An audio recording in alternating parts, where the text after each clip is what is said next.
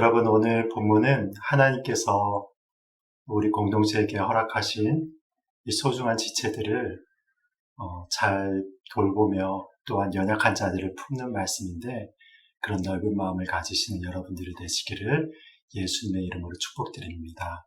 오늘 이 시간에 하나님께서 우리에게 주신 말씀은 로마서 15장 1절부터 13절 말씀입니다. 믿음이 강한 우리는 마땅히 믿음이 약한 자의 약점을 담당하고 자기를 기쁘게 하지 아니할 것이라. 우리 각 사람이 이웃을 기쁘게 하되 선을 이루고 덕을 세우도록 할지니라. 그리스도께서도 자기를 기쁘게 하지 아니하셨나니 기록된 바 주를 비방하는 자들의 비방이 내게 미쳤나이다 함과 같으니라. 무엇이든지 전에 기록된 바는 우리의 교훈을 위하여 기록된 것이니 우리로 하여금 인내로 또는 성경의 위로로 소망을 가지게 함이라. 이제 인내와 위로의 하나님이 너희로 그리스도 예수를 본받아 서로 뜻이 같게 하여 주사 한 마음과 한 입으로 하나님 곧 우리 주 예수 그리스도의 아버지께 영광을 돌리게 하려 하노라. 그러므로 그리스도께서 우리를 받아 하나님께 영광을 돌리신과 같이 너희도 서로 받으라. 내가 말하노니 그리스도께서 하나님의 진실하심을 위하여 할례의 추종자가 되셨으니 이는 조상들에게 주신 약속들을 견고하게 하시고 이방인들도 그 긍휼하심으로 말미암아 하나님께 영광을 돌리게 하려 하심이니라. 기록된 바 그러므로 내가 열방 중에서 주께 감사하고 주의 이름을 찬송하리로다 함과 같으니라. 또 이르되 열방들아 주의 백성과 함께 즐거워하라 하였으며 또 모든 열방들아 주를 찬양하며 모든 백성들아 그를 찬송하라 하였으며 또 이사야가 이르되 이새의 뿔이 곧 열방을 다스리기 위하여 일어나시는 이가 있으리니 열방이 그에게 소망을 주리라 하였느니라. 소망의 하나님이 모든 기쁨과 평강을 믿음 안에서 너희에게 충만하게 하사 성령의 능력으로 소망이 넘치게 하시기를 원하노라. 아멘. 여러분, 오늘 본문 말씀은 믿음의 공동체 안에서 서로를 용납하고 이해함으로 하나가 되는 것의 중요성에 대해서 말하고 있습니다. 이 본문에서 서론 부분에 해당하면서 가장 중요한 핵심 구절이 바로 1절이라고 생각합니다. 믿음이 강한 우리는 마땅히 믿음이 약한 자의 약점을 담당하고 자기를 기쁘게 하지 아니할 것이다 라고 말씀하고 있습니다. 여러분, 이 말씀을 우리가 비춰볼 때 공동체에서 강한 자를 우선하여서 배려를 하는 것이 옳은가? 아니면 약한 자를 우선으로 하여서 배려를 하는 것이 옳은가를 질문할 수 있습니다. 그 대답은 무엇이겠습니까? 바로 약한 자를 우선하여서 배려를 하는 것이 성숙한 공동체의 특징이라고 할 수 있습니다. 여기에서 우리가 한 가지 착각을 하지 말아야 될 부분이 있습니다. 그것은 약한 자의 모든 것을 다 용납하라고 이야기를 하는 것은 아니라는 것입니다. 이 교회 가운데서 원리는요, 교회는 예수님을 머리로 하여서 하나님의 몸으로서 말미암아 세상의 거룩함을 나타내는 존재입니다. 그렇다면 교회는 세상 가운데 거룩하게 존재를 해야 되고 죄 가운데서 오염되면 안 되는 것입니다. 그래서 정말로 필연적이고 그리고 중요한 원리에 대해서는 타협점이 없어야 합니다. 그러므로 사도 바울도 고린도 전서를 보면은 타락한 고린도 교인들을 향하여서 무섭게 책망하는 것을 볼 수가 있습니다. 여러분, 그렇게 약한 자들의 죄악까지 다 용납하라는 그런 것은 아닙니다. 그렇지만 비본질적인 것에 대해서는 어떻습니까? 비본질적인 것에는 서로가 양보하고 용납함으로 하나를 이루라고 이야기를 하는 것입니다. 우리 한국교회 가운데서도 과거에서 주일 성수에 대한 여러 가지 논란들이 많이 있었습니다.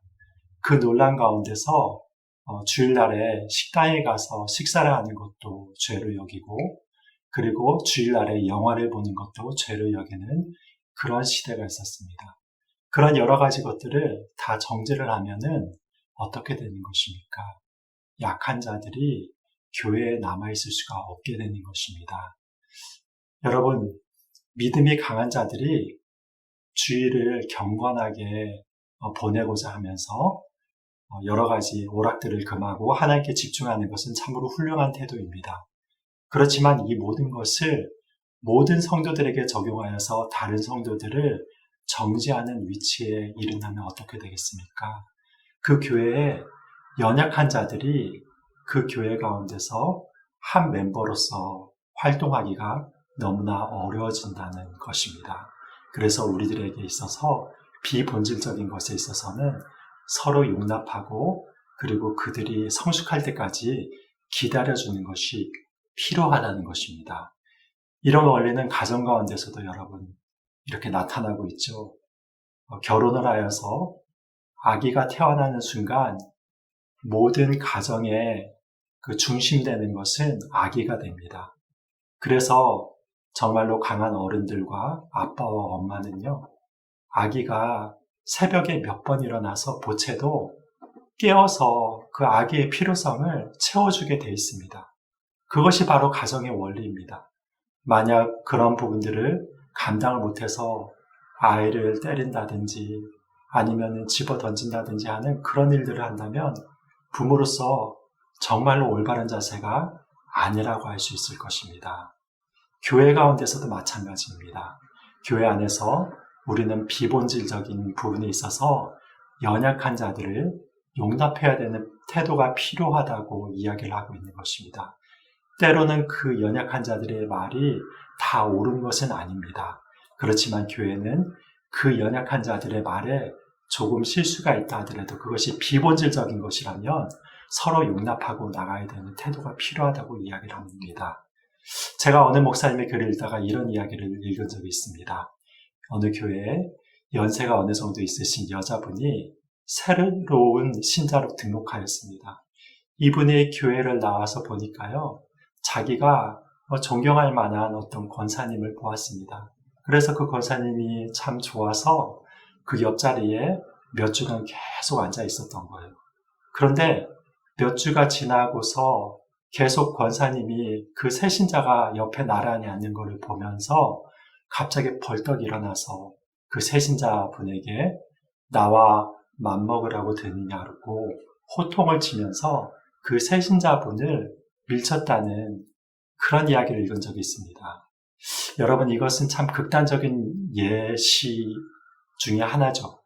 그렇지만 교회 안에서 여러 가지 일어나고 있는 일들의 근본 원인들을 자세히 살펴보면은 이와 같이 부끄러운 일들이 종종 일어나고 있다는 것은 우리는 알고 있습니다. 그런데 예수님께서는요, 하나님의 교회를 세우기 위해서 어떻게 하셨습니까?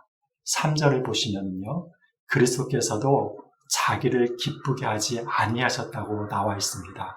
그 후에 예수님께서는 자신을 비방하는 자들의 비방을 참으시고 인내하셨다고 나와 있습니다. 그리고 7절에 보시면은 예수님께서 연약한 우리 죄인들을 받아서 하나님께 영광을 돌리게 하셨다고 이야기를 합니다. 그래서 예수님께서 나와 같이 연약한 자를 용납하고 받으셨다면 우리도 연약한 지체들을 서로 받는 것이 마땅하다고 이야기를 하고 있는 것입니다. 그리고 이 원리는 더 나아가서 어디에도 적용이 됩니까? 바로 열방을 향한 하나님의 원대한 계획에서도 적용이 됩니다. 10절과 11절을 보시면은 하나님을 즐거워하면서 하나님을 찬송하는 특권이요, 하나님의 택하신 이스라엘 가운데만 있는 것이 아니라 온 열방 가운데 동일하게 있는 것을 볼 수가 있습니다.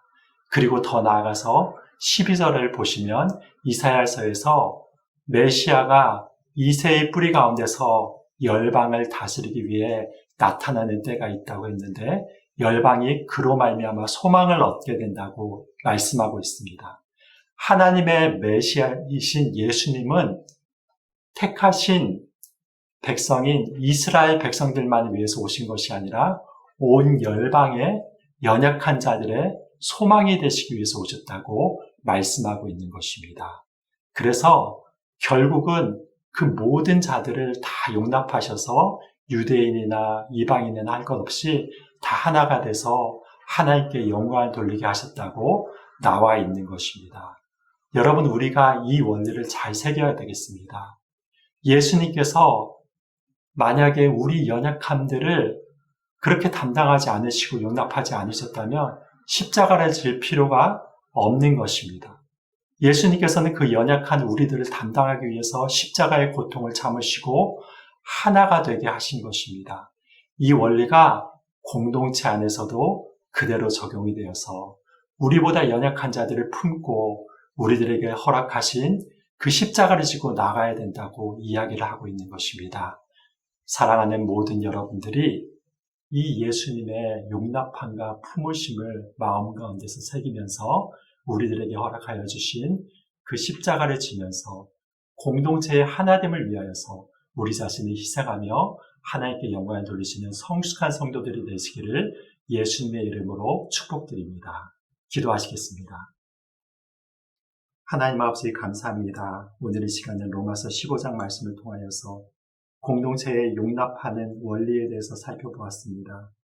예수님께서 이 땅에 오셔서 모든 연약한 자들의 메시아가 되시기 위하여서 그 연약함을 품으시고 강한 유대인들뿐만이 아니라 연약한 이방인들에게까지 용납하심으로 말미암아 하나됨을 이루시고 하나님께 영광을 돌리게 되었던 것과 마찬가지로 우리가 서로를 용납하게 하여 주시고 특별히 강한 자들이 연약한 자들을 잘 용납하여서 하나됨으로 나갈 수 있도록 인도하여 주시옵소서.